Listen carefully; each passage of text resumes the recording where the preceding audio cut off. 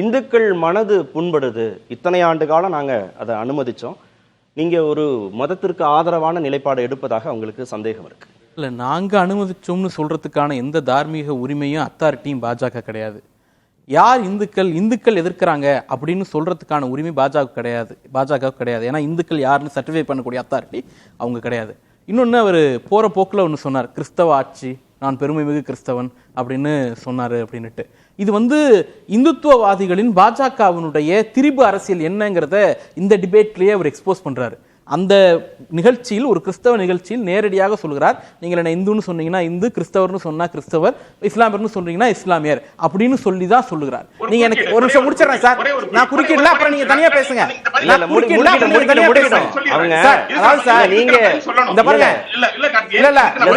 எதுவா இருந்தாலும் உங்க டர்ன் பேசுங்க. அவர் 30 செகண்ட் பேசுறதுக்குள்ள குறுக்கிட்டாலே முடிக்க நீங்க குறிச்சு வச்சுக்கோங்க. நான் உங்களுக்கான நேரம் வருகிற போது நீங்க பேசலாம்.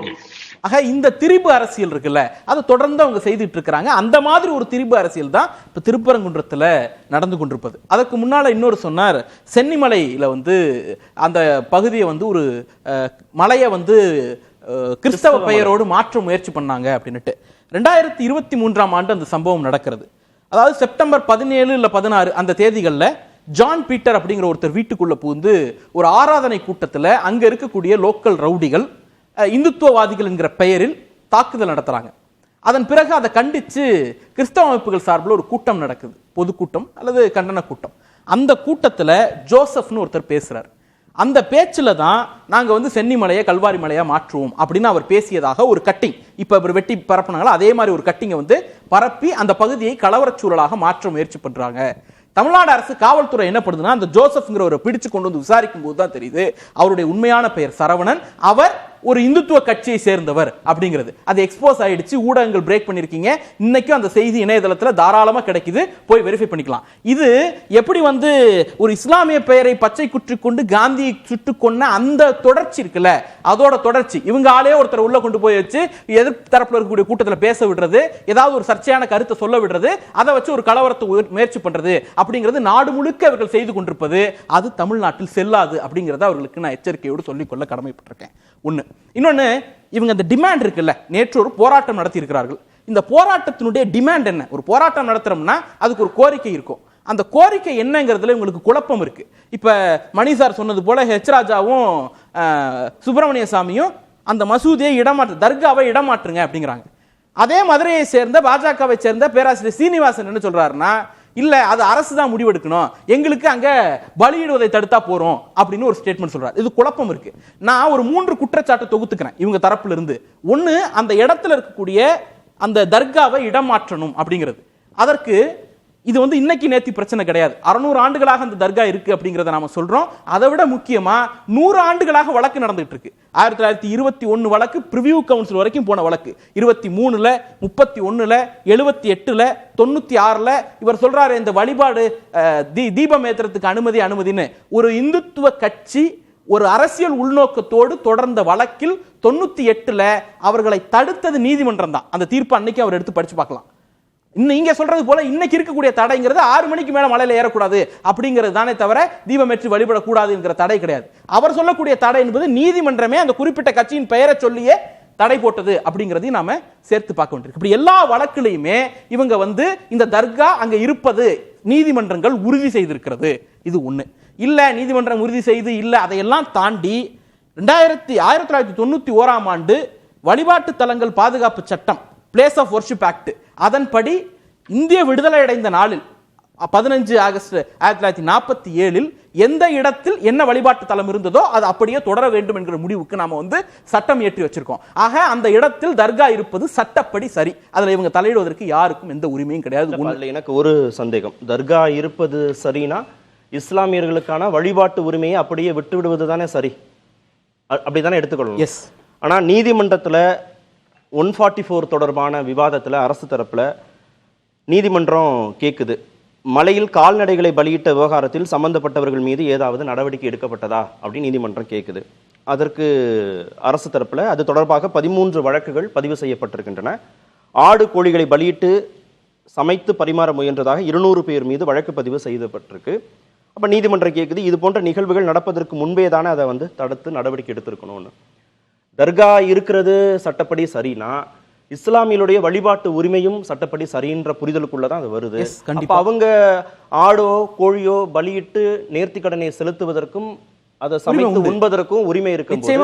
ஏன் அரசு இப்படிப்பட்ட ஒரு சொல்ல வரேன், வழிபாட்டு உரிமை அல்லது அங்க ஆடு கோடி பலியிடுவதை தடை செய்து அரசு எந்த அதிகாரப்பூர்வ ஆணையும் தமிழ்நாடு அரசு தரப்பிலிருந்து போடப்படவில்லை. நான் சொல்றேன் என்னன்னு போடப்படவில்லை. பொதுவாகவே ஒரு ஊர்ல ரெண்டு தரப்புக்கு இடையில ஒரு பிரச்சனை வருது, ஒரு கோயில் திருவிழால வருது, ரெண்டு சாதிகளுக்கு இடையில வருது, இல்ல ஒரே சாதியை சேர்ந்த ரெண்டு தெருக்களுக்கு இடையில ரெண்டு குடும்பங்களுக்கு இடையில வருது அப்படின்னாலும், அது ஒரு மதத்திற்குள்ள இருந்தாலும் சரி, வெவ்வேறு சாதிகளுக்குள்ள இருந்தாலும் சரி, ஒரு சாதிக்குள்ள இருந்தாலும் சரி, ஒரு வழிபாட்டு இடம் தொடர்பாக ஒரு சர்ச்சை வருது அப்படின்னா இமீடியட்டா கலெக்டர் தலைமையில அமைதி காப்பு குழு அமைக்கப்பட்டு அந்த ஃபீஸ் கமிட்டி ஒரு ஆர்டர் பாஸ் பண்ணும். அந்த ஆர்டர் வந்து அது சரியா தப்பா அப்படிங்கறதெல்லாம் செகண்டரி டிஸ்கஷன். அந்த ஆர்டர் போட்டாங்க அப்படின்னா ரெண்டு தரப்பையும் கூப்பிட்டு பேச்சுவார்த்தை நடத்தி இறுதி முடிவு எடுக்கப்படுகிற வரைக்கும் அந்த ஆர்டர் தான் ஸ்டாண்டிங் ஆர்டர். அந்த ஆர்டரை மீறினாங்கிற பேர்ல தான் வழக்கு போட்டிருக்கமே தவிர அங்க நிரந்தர தடை இருக்கு அப்படிங்கிறது அல்ல. அது அந்த பீஸ் கமிட்டியினுடைய உத்தரவு. எல்லாருக்கும் இது வந்து தமிழ்நாட்டில் கோயில் திருவிழா நடத்தின அத்தனை பேருக்கும் தெரியும். பீஸ் கமிட்டி ஒரு ஆர்டர் போட்டுச்சுன்னா உட்கார்ந்து ரெண்டு தரப்பும் பேசி முடிவு பண்ண பிறகு அந்த பீஸ் கமிட்டி அந்த ஆர்டரை எடுக்கிற வரைக்கும் அந்த ஸ்டாண்டிங் ஆர்டர் ப்ரிவைல் ஆகும் அப்படிங்கிறது எல்லாருக்குமே தெரிஞ்ச நிரந்தர தடையாக இது இல்ல. அது அந்த பீஸ் கமிட்டி ஆர்டர், கலெக்டர் போட்ட ஆர்டர். அதுலயே தெளிவாக இருக்கிறது, கலெக்டருடைய ஆர்டரை மீறியதா தான் இருக்கு. அந்த ஒரு டிமாண்ட் வருது, ஆடு கோழி எடுத்துட்டு போறாங்க, ஒரு காவலருக்கும் அவங்களுக்கும் ஒரு கிளாஷ் வருது, ஃபீஸ் கமிட்டிக்கு பிரச்சனை போகுது, கலெக்டர் வந்து ஒரு டெம்பரரி ஸ்டே போடுறாங்க. அது ஃபீஸ் கமிட்டியினுடைய ஆர்டர், அதாவது அமைதி காப்பு குழுவினுடைய ஆர்டர். அது அரசினுடைய நிரந்தரமான தடை ஆணை கிடையாது.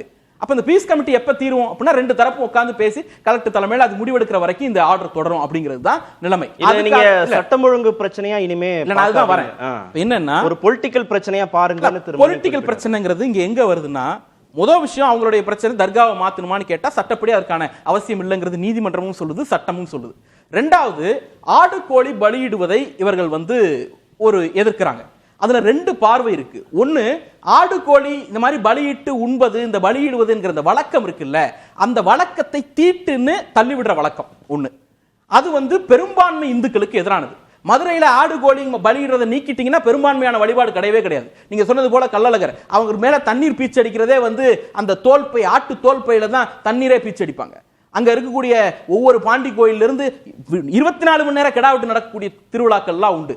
அப்படிப்பட்ட ஒரு மதுரை கல்ச்சர்ல ஆடு கோழி வெட்டுறதை தீட்டு என்று பார்ப்பது இருக்குல்ல, அது பெரும்பான்மை இந்துக்களுக்கு எதிரானது ஒண்ணு. இல்ல நாங்க இந்த முருகன் கோயில்ல வெட்டுறதை தான் எதிர்க்கிறோம், இல்ல இந்த கோயில்ல வெட்டுறதை தான் எதிர்க்கிறோம் அப்படின்னு நீங்க வந்தீங்கன்னா பல்வேறு கோயில்கள்ல இந்த நடைமுறை இருக்கு. உதாரணத்துக்கு சென்னிமலை கோயில், சென்னிமலை கோயிலேயே மேல அப்படியே போனீங்கன்னாக்க மகாமுனி என்கிற அந்த தெய்வத்துக்கு பலியிடுற வழக்கம் இருக்கிறது. திருச்செங்கோடு அர்த்தநாரீஸ்வரர் கோயிலுக்கு போனீங்கன்னா அங்க நாகர்ங்கிற சாமிக்கு பலியிடுற வழக்கம் இருக்கு. கழுகுமலையில அதுவும் ஒரு முருகன் கோயில் தான். இன்னும் சொல்ல போனா கருங்குமலை முருகன் கோயில் வந்து குடைவரை கோயில், அந்த குடைவரை மலை தான் அங்க கோபுரமே பார்க்கப்படுகிறது. அப்படிப்பட்ட நம்பிக்கை உள்ள இடத்திலேயே மஞ்சன பேச்சு என்கிற தெய்வத்திற்கு பலியிடக்கூடிய வழக்கம் இருக்கு. இதெல்லாம் கூட விட்டுருவோம். நான் என் அனுபவத்துல சொல்றேன், எனக்கு கடவுள் நம்பிக்கை கிடையாது தனிப்பட்ட முறையில். ஆனால் என் குடும்பத்துக்குன்னு ஒரு குலதெய்வம் இருக்கு, குலதெய்வ வழிபாடுன்னு ஒன்று இருக்கு. அது ஒரு தாய் தெய்வம், அது ஒரு பெண் தெய்வம். அதுக்கு பொங்கலிட்டு படைக்கிறது தான் வழக்கம். ஆனால் அந்த தெய்வம் இருக்கக்கூடிய சுற்றுப்பகுதிகளில் இருக்கக்கூடிய கிராம தெய்வங்களுக்கு, சிறு தெய்வங்களுக்கு, முனிக்கு அதே கோயில்ல கிடா வெட்டி படைப்போம், கோழி அறுத்து படைப்போம். இது வந்து இந்துக்களினுடைய வாழ்க்கையில் இருக்கக்கூடிய ஒரு பகுதி. நீங்க வந்து பொங்கல் வைக்கிற சாமி இருக்கக்கூடிய கோயில்ல வந்து கிடா வெட்ட கூடாதுன்னு சொன்னீங்கன்னா பெரும்பான்மையான கார்த்திகை அம்மன் கோயில்ல வந்து நீங்க கிடா வெட்ட முடியாது, எல்லாத்தையும் தடுக்கணும். அப்ப 90-95% இந்துக்களினுடைய நம்பிக்கைக்கும் வழிபாட்டுக்கும் எதிராக பாஜக இங்க அரசியல் செய்கிறது. இந்த உரிமையை அவர்களுக்கு யார் கொடுத்தாருங்கிறது தான் கேள்வி.